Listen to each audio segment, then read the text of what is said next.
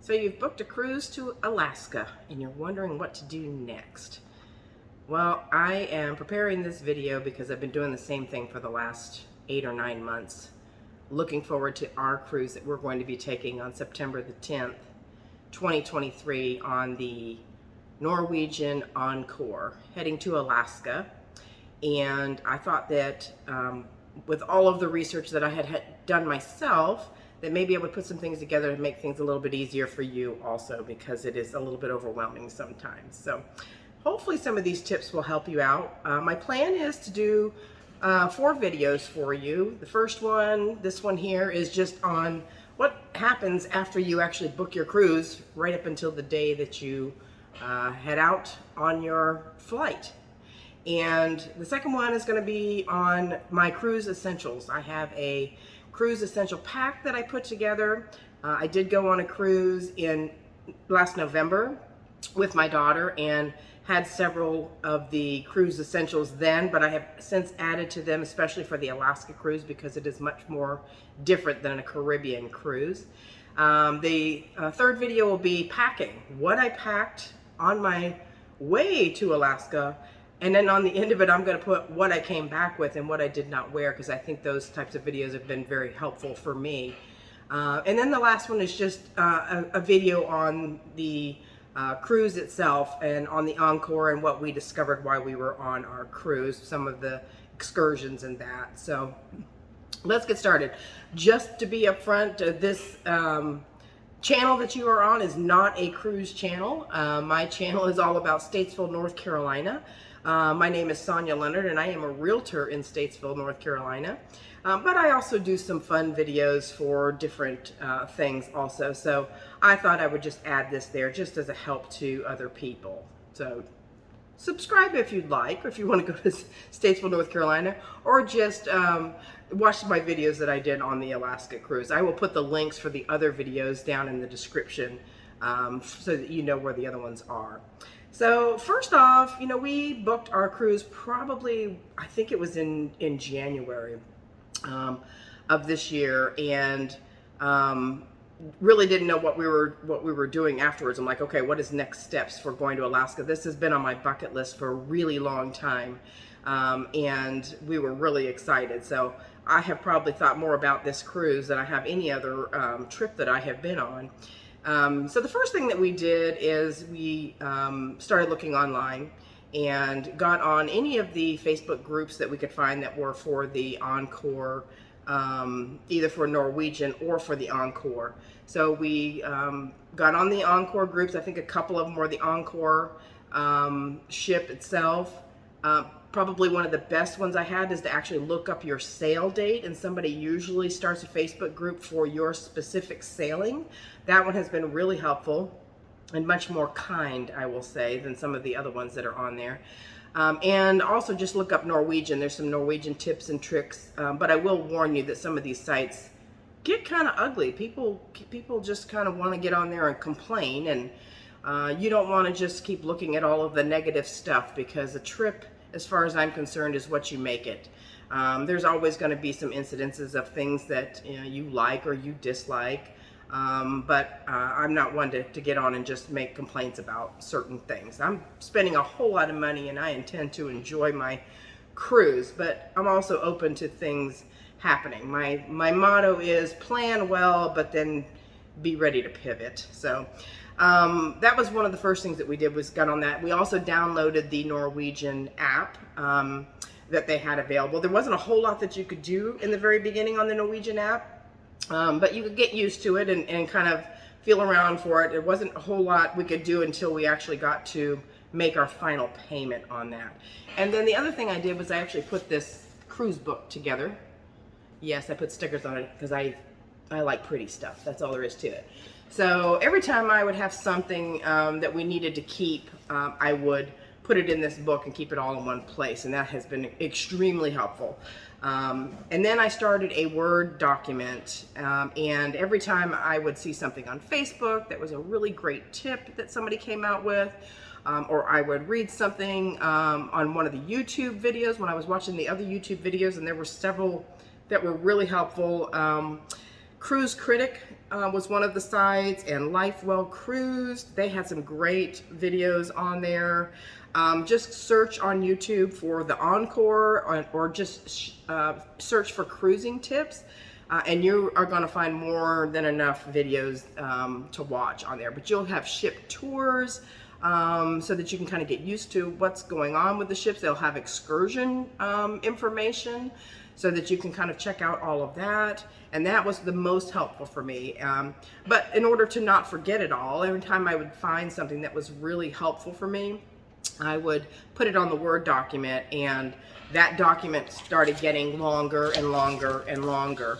And I'll kind of show you it. And I think it ended up with 5 pages long or something like that.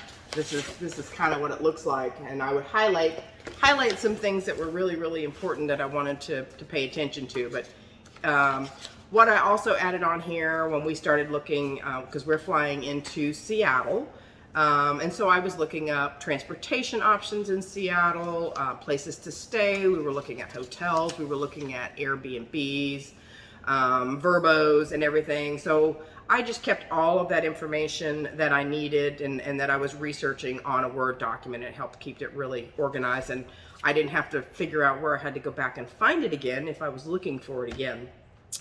The next thing that I did is I actually I went on Canva, and because I like to just put things together, and I made a checklist for the cruise and made it pretty because, again, I like pretty things. And in order to put my checklist together, I have a different one, and I will link to it in the description below. But I pulled a whole bunch of checklists. You'll find checklists on attached to the YouTube videos. You'll find them on Facebook in the groups, under the files, and everybody had lots of different lists that were there. I did not have any of the children's stuff on my list. I took that off there because I don't have children going with us. This is an adult cruise, and so I didn't need any of that information. So I just kind of made the list for me, and the way that I did my excuse me, the way that I did my list, I started out with 90 days out, what you needed to do 90 days out, and I made a list. And those included things like check your passport. Make sure either get a passport if you don't have one, because you will just make your life easier. Or check your passport date and make sure that it does not need to be updated. Do not wait till the last minute to do that. As well as checking your driver's license and making sure that is up to date, because you're going to need that information. The boarding documents are the most important thing. Get on the ship. The rest of it you can wing it, but get on the ship and get there. Make sure your driver's license is valid. 90 days out, we were looking into our hotel and the Verbos on there. We made our final cruise payment at 90 days out. We signed up at that time for specialty dining. That you can't do it prior to that, but once you do make your final payment with Norwegian, you can do your specialty dining. Now, word of warning, when you go in to do your specialty dining reservations up front, they only release about 20% of the reservations available, and they book up really, really fast. Everybody's on it right on day 90. As soon as they make their final payment, they're making those reservations. So we ended up with not the best ones because I wasn't quite that quick. And we ended up with one at 6 o'clock at La Bistro on the first night that we're on the ship. And then we had teppanyaki at like 9:30 on Friday. So what you can do is once you get on the ship, from what I've been told, I'll let you know on that one, that you can go to the near the elevators on the screens that they have there, or you can go to the social and make the rent, or you can go directly to the restaurants and change your reservations once you actually board the ship on the first day. So we're going to look into that and changing our time on teppanyaki, because I really don't want to eat at 9:30 at night. So I'll let you know how that goes. We signed up. We actually started looking at our excursions also, trying to see what do we want to do in each one of the ports. Now our ports were Juneau, Ketchikan, Skagway, Victoria. Did not want to do an excursion in every single port. Number one, they were expensive. And number two, we wanted to have some time to just explore some of the towns and just relax. And chill out. Some of the excursions, the only excursion that we're doing is in Skagway, which is going to be the train that takes us on the scenic railway. It's a 5-hour trip, and then we get on a bus and we go do some gold panning. Hopefully I'll strike some gold, and then we come back to the ship. In Juneau, I have a cousin that actually is living in Alaska right now, and she's going to meet us and show us what the locals get to experience there. So we're really excited about that. And then in Ketchikan and Victoria, we're just gonna hang out in the towns and just kind of explore on our own in those two places, because the time there is very short. So the other thing that you might want to do is make sure you check your itineraries to see how long you have in each port, because some of them are very short times, and that's a little more difficult to book something to do that.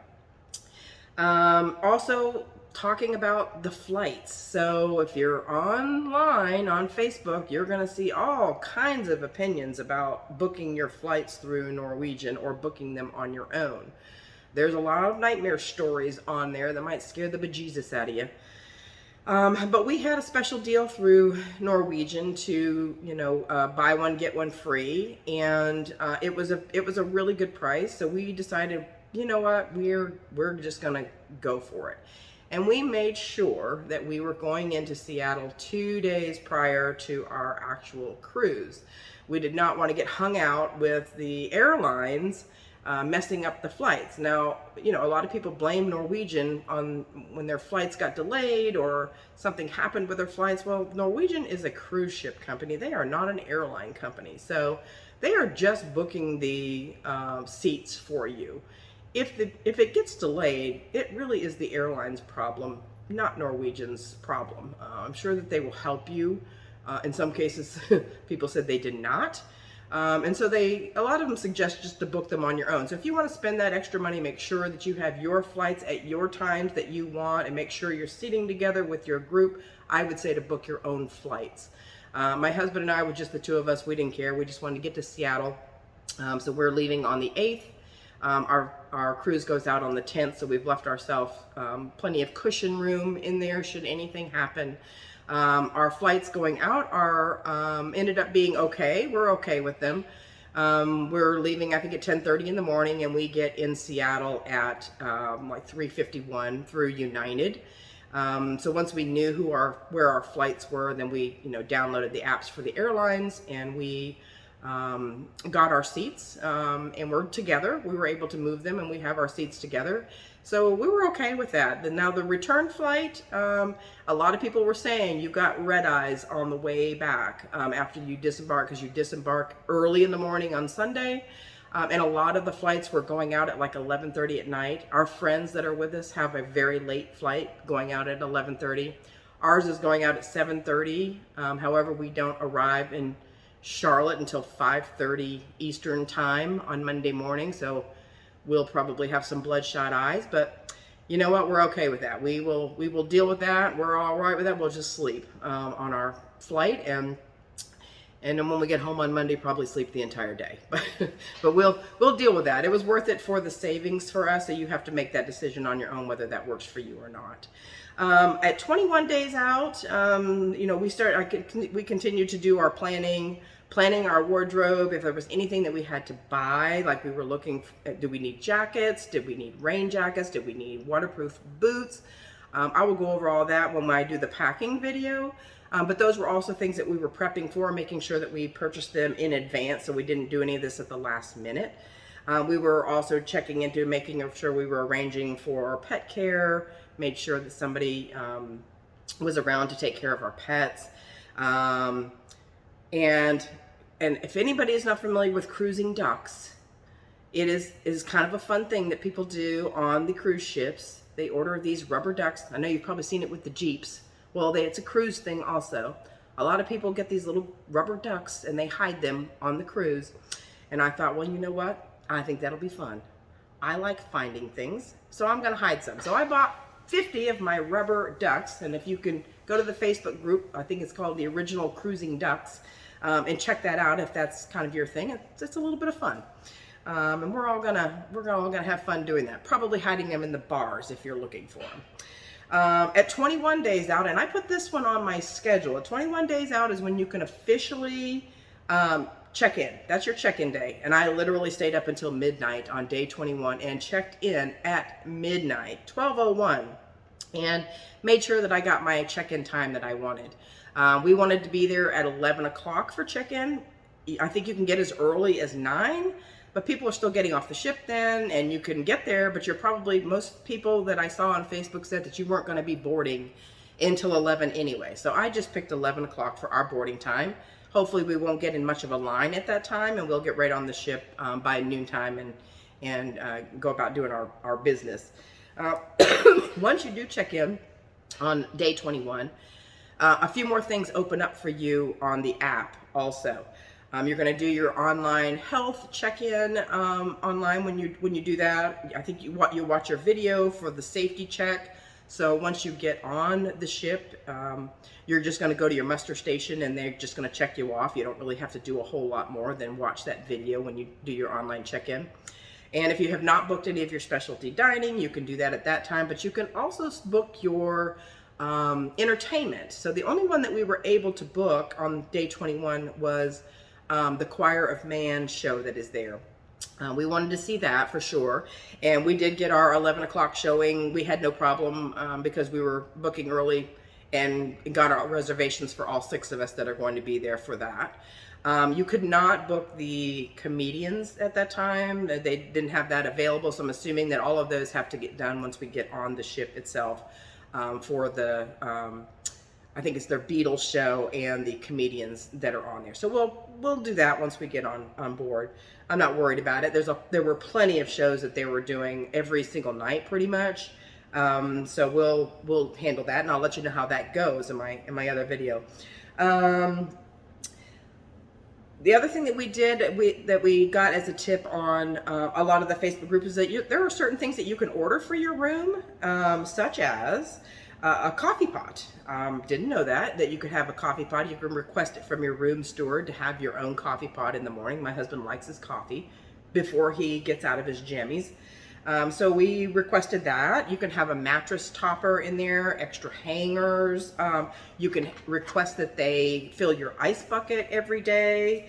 You can request robes if you like robes, extra blankets if you want blankets out for your sitting out on the balcony if you have a balcony. Those were really good tips that we picked up on some of the Facebook groups and on the YouTube videos. So once I checked in, I actually sent a chat to Norwegian and requested those items. We were told that we could, do that in advance. And so we'll see if they're actually in the room. Some people said that you could request them, and then other people said that you had to wait until you actually got on board and then ask your room steward for those items. So I will let you know if they show up in the room, because we did do it in advance on there. I do have a travel agent that I was working with, and she was very, very helpful with a lot of this information that we were doing because we didn't have a clue about it. So then the rest of the list here was just, printing out your luggage tags. A lot of people had to print them out. We actually got ours in the mail right about the time just before check-in. So I don't know why some people got them in the mail and some people did not. But if you didn't at check-in, then you can just go ahead and print them out and have all that ready. I printed out all of my boarding documents, everything that I had. I made sure that I had copies in my book. In my book, I have the boarding passes in here. I made copies of everything. I made copies of our licenses. I made copies of our passports. I printed out copies of our confirmations for our specialty dining, confirmation of our the port valet, and I'll talk about that in a second, but confirmation for our excursion on there. I put our travel insurance information. Printed out all of our final confirmations from Norwegian for the trip itself. So anything that had to do with this trip, I printed it out and put a copy of it in my booklet that's here. But port valet, let's talk about that for just a second. So port valet is something you can also do in advance, because we do have very late flights coming back on the day debarkation.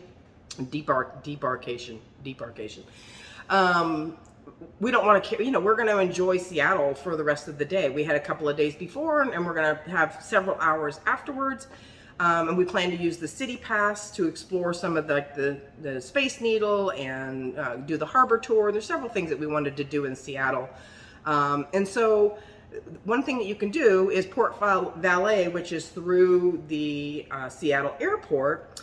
You can go online. I will put the link in the description below that you can link to sign up for this. And what they'll do is the night before on the ship, you put your luggage out, and they'll actually take your luggage to the airport, check you in and everything, and you don't have to do anything. You show up at the airport at your appropriate time, and your bags are already checked and already gone, and we're going to be back there when you get there. So from what I understand, on night 2 of the cruise, you will get a notice from Norwegian. They will put it in your room. It's in one of the dailies, and I have I also printed out a bunch of the dailies. Somebody online had put the dailies on there. They look like this, and they may not all be exact, but they're all really close. So I printed them all out for each day to just kind of get an idea of what's happening every day and what can we expect on there. And on day 2, they will send you a form for the Port Valet and leave it in your room. And even though you've signed up in advance, my plan is just to attach my confirmation to it and give it back to them. If you have not signed up yet, that's your opportunity to also sign up for the Port Valet to have your bags just taken, anything that's checked, and they do not count the weight. So if your suitcases are heavier going back, it's okay because they don't count the weight on there. So that's a nice thing too. So thank you, Seattle Airport. That's an awesome that's an awesome perk that you do.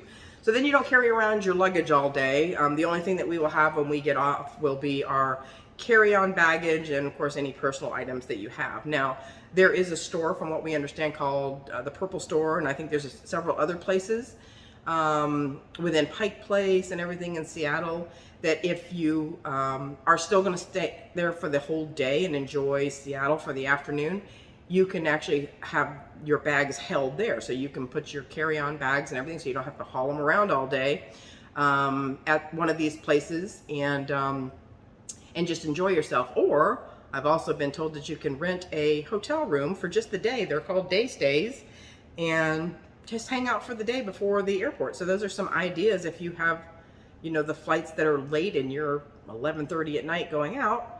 Those are just some options that I did find out. I will also leave my checklist of all the tips that I had down in the description below. I'll take out the ones that are just pertaining to me personally, but there were some really good things on there that are going to be helpful to everybody along with this checklist.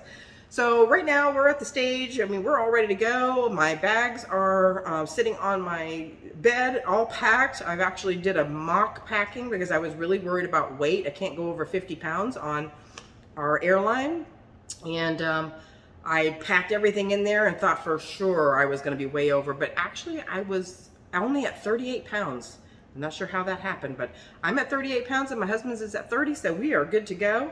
And have really everything that we need, and probably then some, probably more than I need, but that's all right. I'd rather be prepared.